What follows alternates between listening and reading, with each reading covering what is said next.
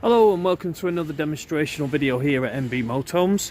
This time it's the brand new 2024 Laika Kosmo L319.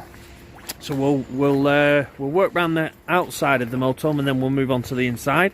So first things first, in order to gain access to under the bonnet release catch is just here. So pull that releases the bonnet. While we're here, they've got the darkening blinds for the side windows and the windscreen. To operate these, you just pinch these two buttons together, slide this across, and there's a magnetic strip which joins the darkening blind onto the pillar there. When you retract these, just make sure that you go back straight like so, in order that you don't crumple the blinds up. When you put these back in, ensure that they clip back into position, because obviously if you're cornering and driving, inertia could take those and close them while you're driving, which isn't very good. Exactly the same principle on the windscreen blind. You just pinch these two things together here and you'll see it's got a shape to it there, and as you draw this across on this runner that's just there, you can see how that runs across. This section here allows for the rear view mirror, and so you pull that across like so. And exactly the same, it's got a magnetic strip on this bar here, which corresponds to the other side when you draw that across, so they join together magnetically. Exactly the same, draw this back and just make sure that they're clipped into position, because obviously more important on the windscreen, if you're cornering and they draw closed, and that's going to impede your vision. There is an indication here about tyre pressures, but you're better referring to the actual tyres themselves, because they do use specialist camping tyres which are capable of higher pressures. You've got your fuel filler here. You do need the engine key to fill your diesel fuel, and then you've got your AdBlue additive here. There's an indication on the cab dashboard to tell you when that requires filling. So they're your two fuels. You've got your fuel additive, the AdBlue, and your diesel fuel. To spin these seats round, they're both captain's chairs. I'll show you on this one. It's this little lever here, so you pull that lever and that will allow you to spin the seat around, and they can both face towards your lounge area. The Avtex head unit, which incorporates the rear view mirror, so that's the monitor, it doubles up. There's also got some plug-in USBs here for plugging in external devices and also updating the software as well. So we'll move on to the cab. The bonnet on the cab. So the catch is just in the middle there, just above the Laika badge, and then you've got your stay here, which keeps the bonnet in the upright position, so that goes just into there. So under here you've got your washer fluid fill, coolant, brake fluid, engine oil fill. Doesn't look like this model's got the dipstick. Some of these new engines don't have a dipstick. There's an indication on the dashboard to tell you if your oil's high or low. If you ever need to jump start the vehicle, then your negative or earth terminal goes onto this here. So you put your crocodile clip, your black lead onto there, your crocodile clip onto that one, and then your positive one, you might need a key to do this. There's a plastic cover which reveals a metal blade, so just there, so your positive or red cable goes onto that one, so your red one onto there and your earth or black cable onto that one just there. Okay, so that's the bonnet and engine side dealt with. Moving on around the motorhome, then we've got the gas locker. This will take two 6 kilo bottles. You're better using propane really, because it burns hotter and doesn't freeze as readily, so it's better for cold conditions. So it'll take 2 bottles. One bottle goes here, the other here. These straps go around the bottle and keep those in position. You've got a pressure regulator, which is this thing just here, and this hose goes onto that regulator. So this end goes onto the regulator.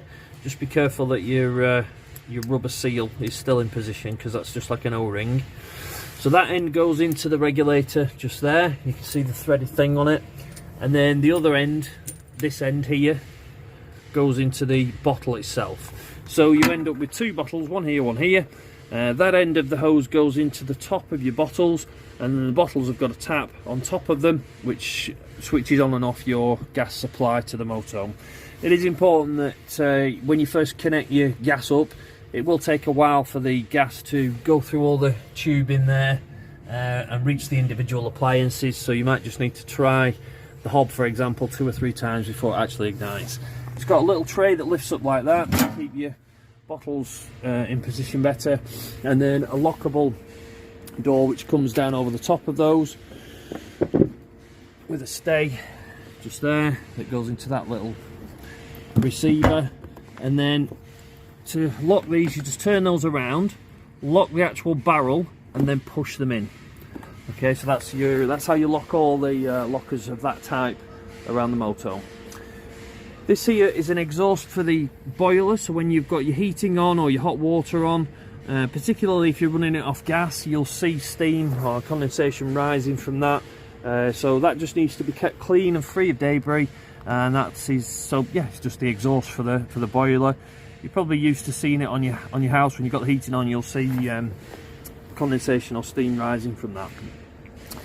This one here is an external barbecue point, so you've got your gas bottles in here and you want to barbecue outside, you put your gas connection into here.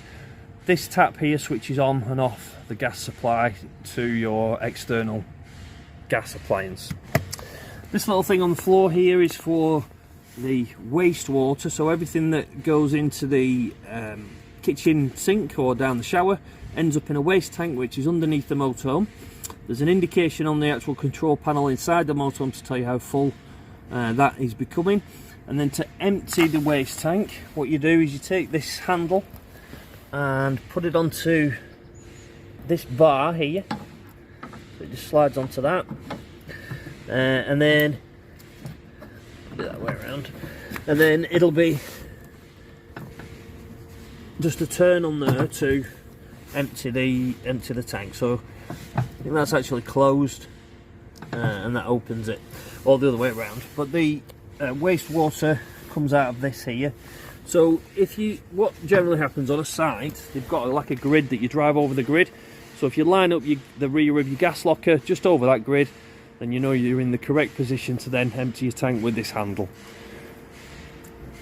These are vents for the fridge, these things here. So you've got one at the bottom, one at the top. What that does is it draws cool air in for the fridge at the bottom and allows it to breathe out of the top. I think these two vents here, there might be one for the oven and I think one possibly for the extractor if it has one, but again they're just external vents. Okay, so we've got, this model has quite a large garage, and this is just access both sides to that. And we've got the box for the head unit, which is the stereo and the monitor for the reversing camera. You've got a book pack here with all your instructions in. There's a towing eye here, which if you ever need to be towed off a wet field or you're in a breakdown situation, this goes into the front of the vehicle. You take that plastic cover off there and this will screw into the front of the motorhome, and that will allow you to be towed.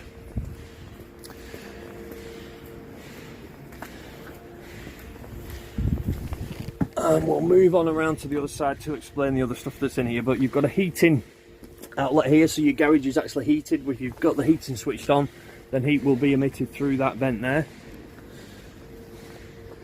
Your reversing camera lens is just in that position there, just next to the high level brake light. Again, it's a lens which, if it's wet, it can give a distorted vision, so just be careful.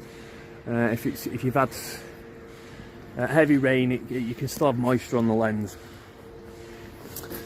Okay, moving on around again to the other side, we have here a puncture repair kit. That's in that black Hessian sack. We've just got some scatter cushions.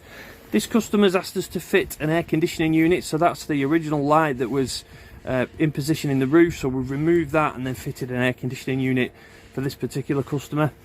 Underneath that, this wooden board here is for the shower. It's just duct board for the plastic shower tray, so that protects the shower tray and aids walking on the on the tray without stressing it. That you probably should be removing that if you're gonna shower. When using the shower, remove that board.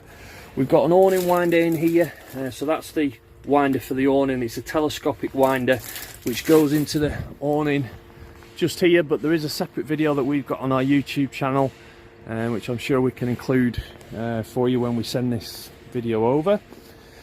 It's got cab carpets, so they're in this plastic here. This cushion is for the rear bed if you want to make it into one large bed instead of two single beds, but I'll explain that in a bit more detail when we go inside. It's illuminated by this light here, and we've got a main socket as well.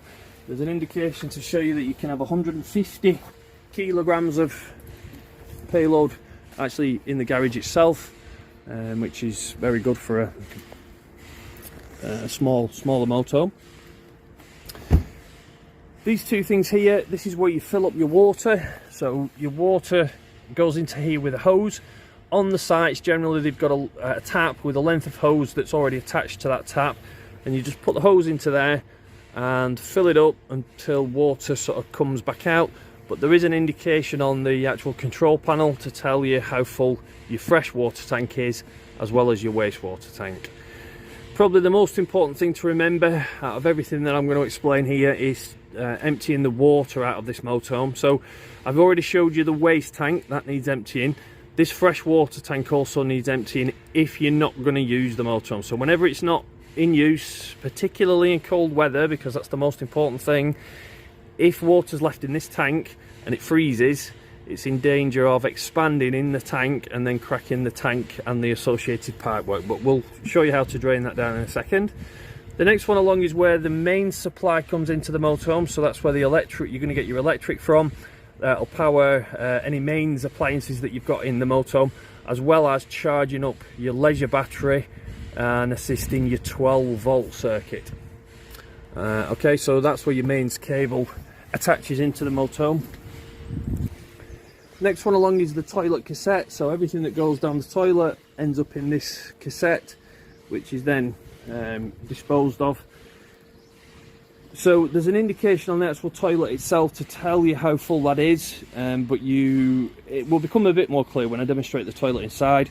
But to empty this, what you do is this little blue lever here, lift that up and it'll allow you to slide the whole cassette out. So once you've done that, to empty it, what you do, slide that funnel forward, unscrew the cap off the end. So with the cap off, turn the whole cassette upside down and pour away the waste out of the cassette. Once you've done that, what I tend to do is come to this here, slide that back, open up this is called a blade here, so you open it up via this mechanism here, open that up, and then what I tend to do is fill it back up with fresh water right to the top, swill it around and then empty it again through the nozzle, and then it's ready to take the chemical. So whether you choose to use the blue chemical, which is non-biodegradable and obviously a bit more harsh, so you put the required amount of blue chemical, just put a very thin line in the bottom of the cassette and a little bit of water, and then it's ready to use again. When you're ready to put this back in, make sure this blade is fully closed, you'll feel it click, and then slide this back, put your nozzle straight on the end, and then it's ready to go back into its housing. You'll notice this has got wheels on the bottom and an extendable handle on the top here, which will allow you to extend this handle up, and then you can wheel it over to the disposal point with ease, save you having to carry, because it's actually quite heavy. It's you know, it can carry quite a lot of water. So what happens is the chemical breaks down all the solids and the smells, and it's just poured out as a bright blue liquid. So to put this back in, you just line up the wheels like that, slide it back into position, just making sure that the blue thing is back in its clip like so. That's lockable just on one side, but to open this up you've got to press that in and that in at the same time. It's a two-handed operation, which obviously I'm holding the phone. I'm going to struggle with that with two hands. Okay, so we'll move on into the motorhome now. I'll just probably start at the front and work my way towards the back. First things first, underneath this forward facing seat, I've taken these cushions off here just for ease of demonstration. If you take this cover off here, it reveals a flap which lifts up, and that's where the hot water boiler and the heating unit is housed. So I'll just take that off and then I can show you. Okay, so I've taken that cover off, I've lifted this flap up. In here is where the boiler is housed.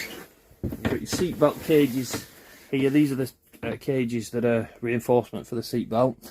This is the boiler, so this deals with the hot water, heating your hot water and heating the motorhome. Just going back to what I said about the importance of draining any water out of the motorhome. If water's left in here and it freezes, again it will expand and you're in danger of cracking this boiler, which is an expensive item to replace. So what this model has is this valve here. Now it's thermostatic. What it'll do, if the boiler isn't switched on, i.e. you're not using your heating or you're not heating the water, if it senses that the temperature in here has reached 6 degrees, what it'll do is drop all the water out of the boiler for you as a safety measure to prevent damage to the boiler. This is now in the closed position, that's in the open position. So if you come to this valve and it looks like that, basically it's going to drop all the water. It won't retain any water within the boiler, it just drops it out onto the floor. To get the boiler usable and in its usable position, you turn that valve around on the top and you can probably just make out there's a button at the bottom. Push that button in, so in order for the boiler to be retain its water, it must look like this. You can see if I turn this round, it's popped the blue button out there. That will drop all the water out onto the floor. So when you first fill up with water, it's important to close this valve in order to get hot water out of your taps. If you try and draw hot water out of your taps when this is open, it'll just spill out onto the floor. Okay, so that's the seating group back into position. Just with regard to the boiler here, what you've got to do is, you can imagine if you fill up your freshwater tank, what happens is that water is then pumped from your freshwater tank through all the pipe work and eventually reaches the boiler. It then has to fill the boiler and eventually come through some extra pipe work, and it'll eventually make its way to your tap. So what you've got to do when you first fill up with water, after you've drained it down and then you come to use it again for the first time after you've drained it all down, what you've got to do is switch your hot tap on and wait until you get a pure flow of water coming out of your tap. So switch it to the hot side, so it's just a single lever, makes the tap, switch it to the hot side, switch your tap on, let it run, and it'll splutter, and then just wait until you get a pure flow of water coming out of that tap. Then you can switch your boiler on, because if you switch the boiler on without doing that, you're just heating thin air in the boiler, which isn't good for the boiler. Okay, so I'll show you how to switch your pump on and switch the boiler on. So just next to the door here is where the control panel is housed, and it's just behind this panel here. Okay, so we've got two control panels here. The one on this side is for the boiler. I'll deal with that one first. So to wake this up, you press the wheel in the centre like so. Just try and hold this steady. Okay, so you can see this menu's flashing here. This is the heating of the motorhome. So if you press the wheel again, it'll allow you to select a temperature that you desire. So 22 degrees room temperature, and to select that you press the wheel again, and that will give you 22 degrees of heat inside the motorhome. If you come back to, you can go back at any time by pressing this button here, and that takes you back to the main menu. If you spin the wheel again, the next one along that's flashing is your water. So that's heating your that's giving you hot water. So it's off at the moment. Spin the wheel around. We've got eco, which is 40 degrees, hot, which is 60 degrees, boost. What boost does is it takes all the power away from the heating of the motorhome and allocates it to the heating of your water. So if you want a lot of hot water very quickly, switch it to boost. If not, what I would do is just leave it on hot, which is 60 degrees, and then mix it with the cold, so you end up with a lot of warm water. The next one along on the menu is your power. Okay, so you can select which power source you want to use. Again, just press the wheel. So you've got gas. If you're not hooked up to mains electric, then that's the one you need to use. A mix of gas and electric on 1 kilowatt, a mix of gas and electric on 2 kilowatts, electric only on 1 kilowatt, electric only on 2 kilowatts. The reason that they give you this option is if you're on a site in Europe mainly, they tend to be low ampage. So if it's a low ampage site, for instance 8 amps, they usually tell you when you arrive, then use the lower setting, because you're in danger of blowing the fuse on the site end of the electric supply, and then it's just a trip switch. You just got to trip it back on. But that's the reason that they give you those two options. The next one along is your fan speed. If you set your temperature at 22 degrees here, the fan will just run at the most relevant speed to get you up to 22 degrees in the fastest way. If your heating isn't on and you go into this menu, you can press vent, and it just will just vent ambient temperature air around the motorhome. This menu will allow you to select your timer, so it'll come on at a certain time, go off at a certain time, and it's relatively intuitive and straightforward to do that. That sets your, this one here sets your clock, and there's a settings menu here as well, which I'm not going to go into just for the purposes of this video. I'm just showing you the basics, but there's a settings menu in there which is explained in the instruction manual, which comes with the motorhome for the boiler. The control panel next to that one is the Laika control panel. So what this allows you to do is switch the whole 12 volt circuit on, and you can see that we've got that switched on here. That's the water pump, so if you press that button, it switches the pump on, which is going to pump all the water from your freshwater tank through your boiler and out your taps. So in order to get water through your taps, that must be switched on. So the process I showed you about filling up your boiler, you've got to switch this on before you can do that. That's your external awning light for outside. Just underneath the awning, it's got a light. This little light here will illuminate when you're plugged into a mains supply. We're not at the moment, so obviously it's not illuminated. On this side here, you've got a picture of the back end of the motorhome, basically. So that's your leisure battery. So if you press that, it gives you an indication on these LEDs here to tell you how full that is. Next one down, picture of a cab, so that's your cab battery. This one here is your water level, so if you press that once, it shows you your fresh water. That's your fresh water one. And then if you press it again, it'll show you what level your wastewater is at.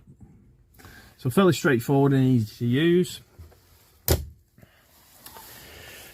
Again, so we'll move on, just showing you the things as we go in a methodical way. You've just got your sink there and a hob. This one, your igniter's just there, so it's just a straightforward gas hob with an igniter. Obviously, like I said, you've pretty much got to just wait until the gas reaches the hob from the bottle when you first connect it. As I said previously, this customer's asked us to fit the air conditioning unit. The air conditioning unit's there. I've put the controls for that. And the instruction manual just in the cutlery drawer here. So the air conditioning unit, you need mains supply for that in order for it to work, and it's dead straightforward. You just switch it on and go through your modes and your fan speed with these buttons here. Underneath that, you've got your oven and grill. So you go on this dial here. That way is your oven setting. Turn the dial that way, that's your oven, and the further round you go, the hotter the oven, and then that way is for your grill. You just need to keep that pressed in with your ignition button on in order for the oven and grill to light.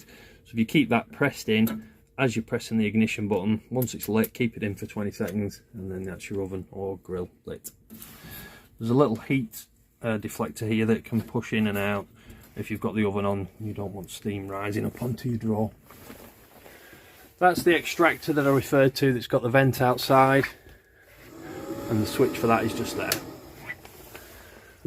Okay, your fridge, to switch the fridge on, this is a 3-way fridge, so it'll use 3 different power sources as is relevant. So to switch it on, you press that button there, powers up your fridge. Press this button in the center here. It will allow you to select your power source. So that one is mains electric. If you're plugged into mains, then obviously use that one. That is 12 volt. It will only work when the engine is running. It's from the alternator, and it really only is to keep the fridge cool when you're traveling. It won't get it cold. You've really got to get it cold first, and then it just maintain the temperature while you're traveling on that setting. The next one along is gas, so the fridge will work efficiently on gas and mains electric. Again, you do have to wait for a while for the gas to reach the fridge in order for it to ignite. It's self-igniting. It's trying to ignite now, but we haven't got any gas supply, so it may fail in a second. But if you press the button again, so let's...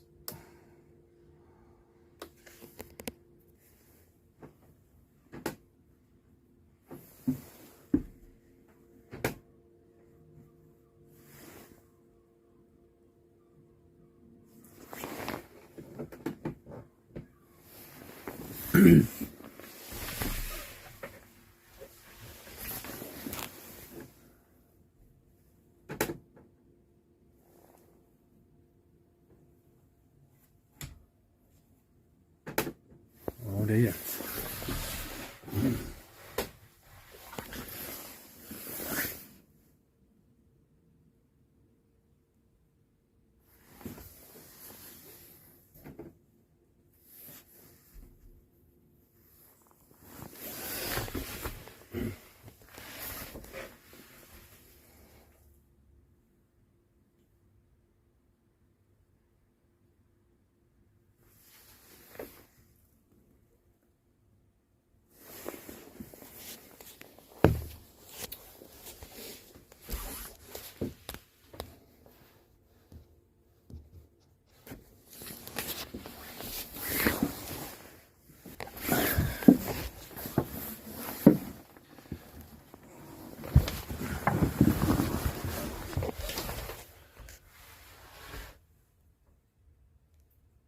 Flush for the loo is on just in that corner there. You can open and close the blade via this little lever here. So that opens and closes the blade, which I showed you on the cassette toilet itself. Okay, so we're just in the bedroom area here. What you can do is extend this section out here to make one large bed, and that cushion that I showed you that was in the garage fits in there, and then it makes this unit into one large bed. This has got storage underneath both beds, so your wardrobe storage is just in here. And then also what you can do on this side is lift this section up, and there's a lever there or a stay just to keep this bed up. Okay, so you can see you've got hanging space there and access to it from this side as well. This brings us on to where the water tank is. So this when I showed you how to fill the water tank outside, that's what you fill in here. This is the tank. In order to drain the water out of this, and again I've explained the importance of doing so, this wheel here, if you turn it clockwise, just finger tight, don't over tighten it because it's only a plastic thread. When you feel it tighten, just do it finger tight, and it's enough to keep the water in the tank. To drain this down, what you do is you turn it anti-clockwise and you'll hear a little click. Just do it very slowly. Okay, just heard it click. On that click, it means it's drained it down to 20 litres. The reason that they do that is 20 litres is 20 kilos, so it'll allow you to calculate your weights. In order to drain it down completely, what you do is you just give it another 2 turns on this dial. Don't turn it all the way. Don't be tempted to do that, because what happens is there's a rod that goes into the bottom of the tank, and it's on like a plastic thread. If you turn it all the way out, that plastic thread will just pop out. Okay, so it's only designed to go 2 more turns after you feel it click. So yeah, just remember, just do it finger tight to close it up. Once you've felt the click, and then if you want to drain it down completely beyond the 20 litres, just do it another further 2 turns. Okay, and then there's a cover just for that, like so. You've got the same on this side. You've got storage in here, just underneath the this bed here. I don't think that one actually lifts up. If you do pull this section out all the way here, you can see there's like a cargo net underneath here. And what you do with that is you clip it onto the roof here, so it's sort of like a net to stop. If you used it for storage, it'll stop things falling out, but it's to stop you falling out of bed, or if children are in there, it's just a safety feature for that reason. Okay, so I think that concludes the video on this beautiful Laika Kosmo. Of course, it might raise some questions that we're more than happy to answer before you collect. If not, then of course we're happy to answer those on the day that you collect this fantastic new Laika motorhome. So I'm just back in the motorhome. There was one thing I forgot to mention how to operate. This model's got the electric drop-down bed. To operate this, you just press the button here, and that lowers the bed,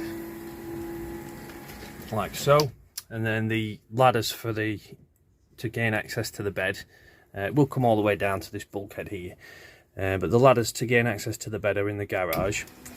There's a safety mechanism or a fail-safe, basically. If the battery goes flat or there's an electrical problem, heaven forbid, then there's a manual winder mechanism which will allow you to wind the bed up. This here goes into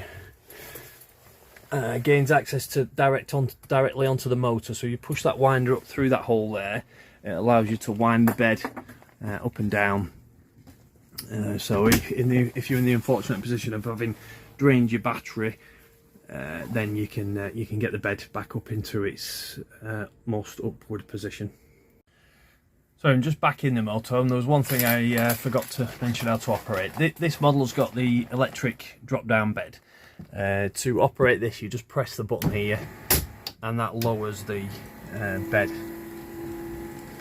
like so. And then the ladders to gain access to the bed will come all the way down to this bulkhead here. But the ladders to gain access to the bed are in the garage. There's a safety mechanism or a fail-safe, basically. If the battery goes flat or there's an electrical problem, heaven forbid, then there's a manual winder mechanism which will allow you to wind the bed up. This here goes into gains access to directly onto the motor, so you push that winder up through that hole there. It allows you to wind the bed up and down.